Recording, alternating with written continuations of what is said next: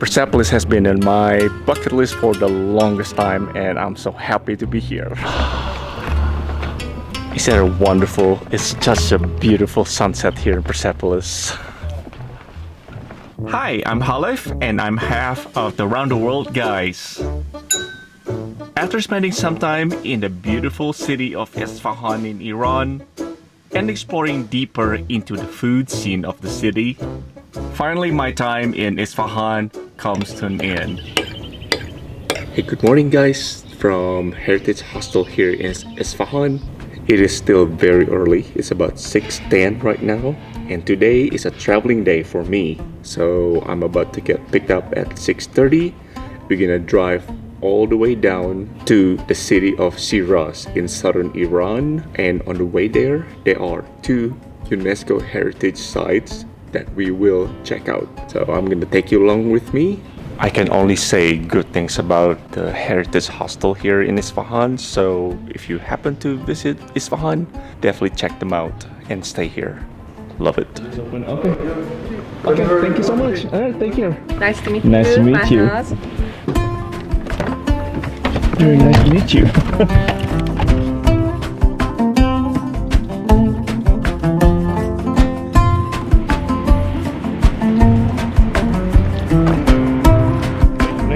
Just be careful about the car. It was such a beautiful morning ride to our first stop in the small town of Shahreza, just south of Isfahan. This small town is famous for its pomegranate. There were some sculpture on the way in, all the 3 pomegranates being happy. But we're gonna have a picnic breakfast now in the middle of the city. There's a little park that we gonna set up our picnic in. Salam! And it's pretty popular for Iranian picnic. Picnic, yeah. They really like picnic. This is so nice.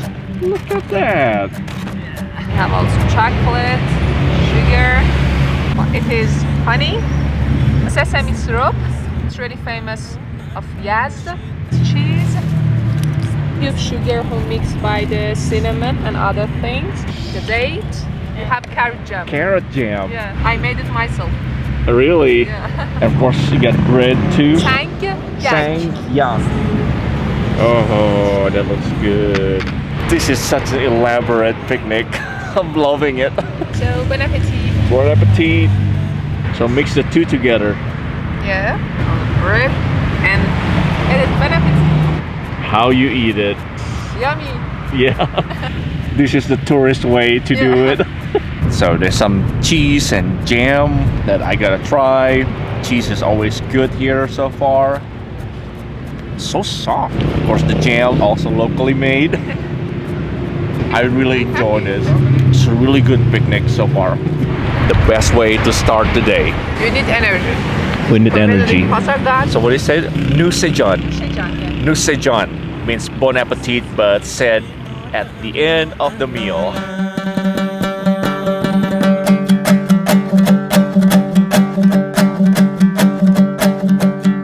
Hours later, we arrive in our second destination in the town of Pasargadae, and this is one of the UNESCO World Heritage Sites here in Iran. Right behind me here is the tomb of Cyrus the Great, considered one of the greatest kings of all times here in Iran. Well, this is back 550 BC, so it's a really old tomb, and unfortunately his actual body is no longer here. But anyway, this is why Pasargadae is a UNESCO World Heritage Site. That's the entrance to his tomb. He say to all the nations, you can have your religion, you can have your language, you can have your customs. He wants peace for all the nations all around Iran and finish the slavery. He's really famous and he's a favorite king for the Iranian. Ah, so he was a good king. Yeah. Just bought a ticket for a short train ride. It's just gonna be a Next Palace, I guess. Fun ride.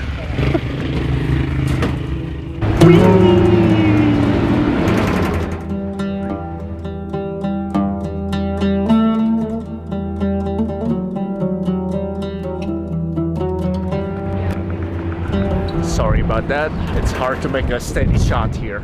It's just pretty bumpy. There's a massive unexplored area. Eventually, if the archaeologists decided to dig up a few things, there probably going to be a lot more to discover.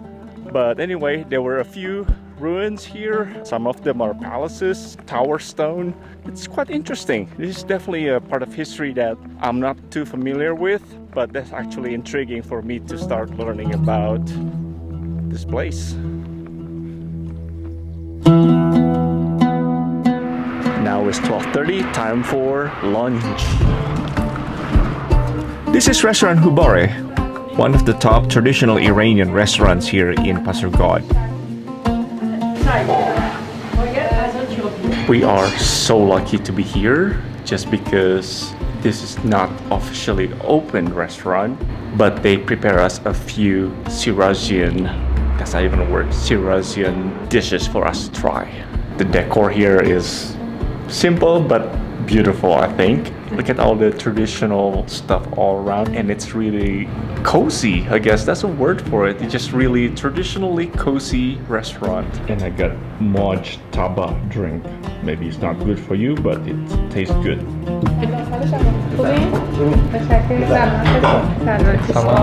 All the people made this salad, but we call it salad Shirazi. Shirazi salad. So this is the salad Shirazi salad. Salad will be good on the hot day. Yeah, it's a cold dish salad. Very refreshing. There's a lot of vinegar in it, maybe. The juice of a grape, vinegar. Nutritiously good for you. It's the kalampoloy Shirazi. Kalampoloy Shirazi. Yeah. What is it? It's a mixture of the rice, vegetables, cabbage, and meat. Nice. Let's start. Plenty for nowadays. Thank you. Bon appetit. She's happy. Because this is my favorite food. Now it's the polo trial. It's good. Yeah, you can definitely taste the sourness of the cabbage, and then the rice kind of comes in and becomes like integrated flavorfully with the cabbage. And of course they have the meatballs too. Is that lamb? Lamb meatballs. So good. And it's become crispy, Oh yeah. and we call it tahdig. It's a favorite part of the food for the Iranian. It means at the end of the dish. It's like Iranians' favorite. I can see why. It's very chewy, it's nice, there's a lot of flavors in it, and it's a little bit crunchy on the outside. And the meal always comes with this kind of bread. Nune tiri. Nunach tizi. Tiri. That's a device to make the bread so thin, and it is almost like crunchy. Yeah. Wow, look at that. If there's an intruder, you can just smack them with this too. Oh, look at that. Good looking. It's a kind of cats who come from some nomads, call it Qashqai. They live really close to the Shiraz in the mountain. Indonesia. Okay, merci. Our next stop is this amazing necropolis. And why is it called necropolis? Because this is the city of the dead. So there are 4 different tombs here. Here, that's the most important one, Darius. And one under renovation right here. And I can't believe they survived after 2,500 years. So this was about 500 BC when they were first inscribed.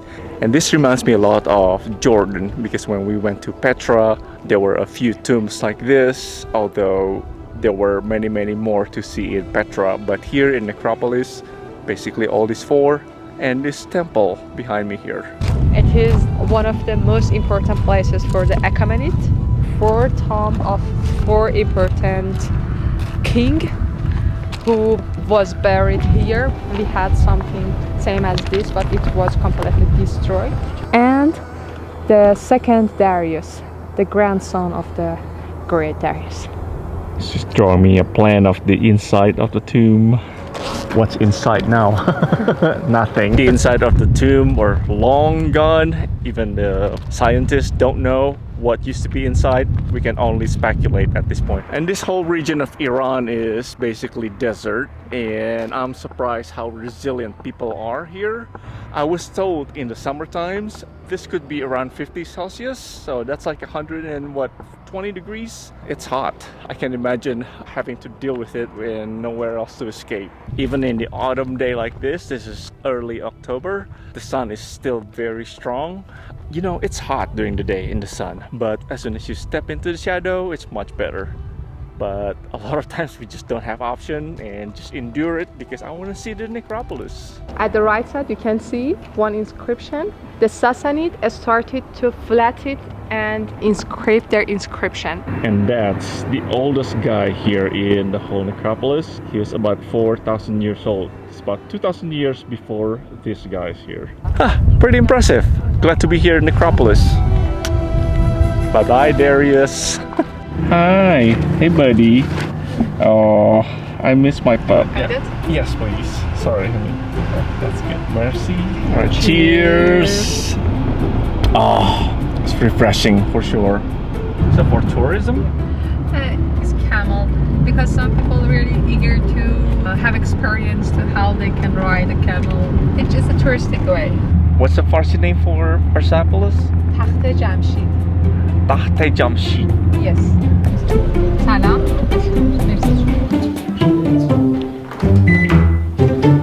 The ticket to go to Persepolis is 1 million rials, which is about $2.40. That's pretty much the cost of all the tickets I've paid so far. That's $2.40. Definitely bring water to get to Persepolis.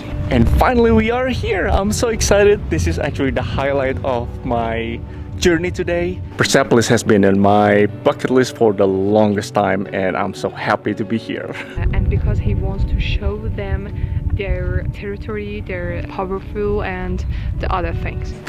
So 110 steps all the way up. It's not too bad. So these are small steps because with the long robes back traditional old ways, it's gonna be more graceful to approach the palaces above it. This is the entrance for all the nations. We call it Darwaze Melal. The gate of all nations. Indonesian. We're going in.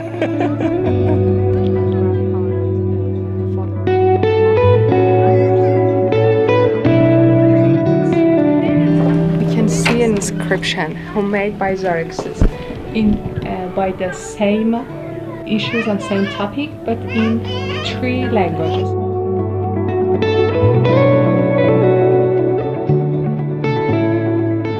So right over here there are some unfinished sculptures, and you can start seeing the form of what would be, but they never had a chance to become a complete one.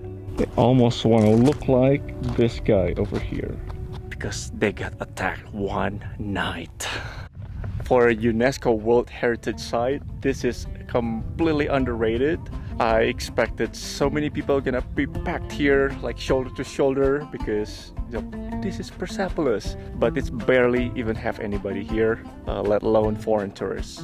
The silver lining is that we are almost sort of by ourselves, and I can enjoy this more clearly. It is amazing how much detail they put in every single design here, like all the faces of the soldiers, the weapons, the hat, the clothes. That's all very detailed. And this one is Madian soldiers. And it shows us at that moment they were together. For this reason we can recognize the Madian soldiers completely of the Parthian soldiers. That means 100, Sutun means pillars, because it had 100 pillars. Here it is evident why this palace is named 100 pillars, because you can see 10 pillars on each row, and they have 10 rows. 10 times 10 is 100. Right here you can see the pedestal, and you can see the columns, and also the capital, which is kind of upside down, but you can see how detailed the carving used to be. It's only all the bases though that survive. I can imagine if the columns and the capital still exist, that's gonna be pretty damn incredible. And here there's like a standing gate, give you an idea of the height of these columns once. The Zoroastrian call that, we call it Faravahar. And that's the king. Now we are inside the Persepolis Museum, inside the Persepolis complex, and they have a different fee. And you can guess how much this cost. That's right, 1 million reals. But this is where they store all the items that they found here in Persepolis. This museum is amazing. Every single stone pieces that you see as part of the building, they're actually original. Try to recreate the space based on existing ruins. You can see the doors and the windows and also the pedestal of the columns. They're all original and they just build up from what they had. Super cool. It's a lot of work to create a diary. Of the language, they can read all of them, and It shows them how they count the salary of the workers. I have a new appreciation for the art here because everything is so detailed. I mean, you can see the cow here and they have rib bones. All the ripples, it's super detailed. Some big paw. Cow's paw. Is that yours? All these monuments, they have some details by gold in their clothes. Oh The wow. flowers. For example, each flower and each blossom, same as this, have a gold ball. A lot of eyes for this kind of duck heads. That's a big duck. Each palace belongs to each king, and they have their innovation. And this is the most important part of the Persepolis. This wall has been preserved for millennia.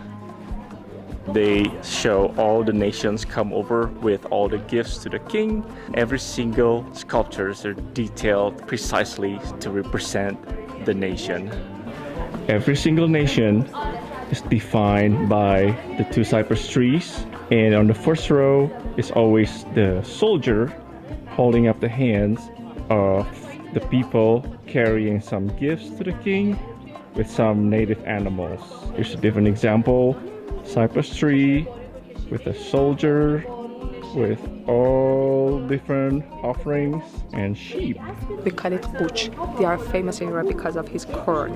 These were from Syria, Afghanistan. And this nation brought some cubs, and mom is not too happy with the cubs being carried as an offering. Look how detailed that is. And this guy, for example, you can see the foot of the soldiers were behind the sheep, and you can see the shoe style is completely unique. And also, the soldiers actually grabbing the wool of the sheep. Yeah, without a doubt, this is my favorite part of Persepolis. I mean, it's like an ancient culture being connected, like a United Nations of the ancient culture. Is Madian. This place is incredible. My new favorite UNESCO Heritage Site is now located in Iran. The Palace of Darius, Tachar, Tachar or Tachra. Tachar Temple. And this palace is mostly intact, the most intact here in Persepolis because the quality of the stone is different. The king decided to look for a better quality stone, so he imported a lot of stones from other region of Iran. Good palace stone compared to the palace of his son with local stones, not as Animal by preserved. the special corn, and after that, maybe the leather and the Must be nice to be a king. You got people bring everything from all around the nations to serve you and build palace for you too. Now it's almost 5 o'clock. The sun will be down in about 45 minutes. But this is nice to be able to see the Persepolis light up really nicely just right before the sunset. The lighting, this is definitely the best time to visit Persepolis. Are you kidding me? This place is glowing.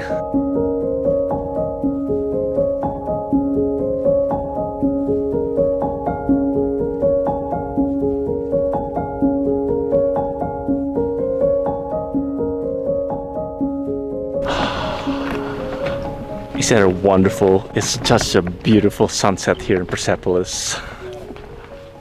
Perfect timing.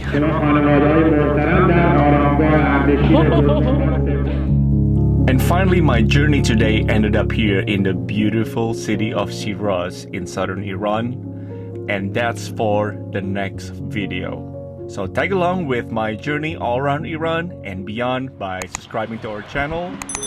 And thanks for watching.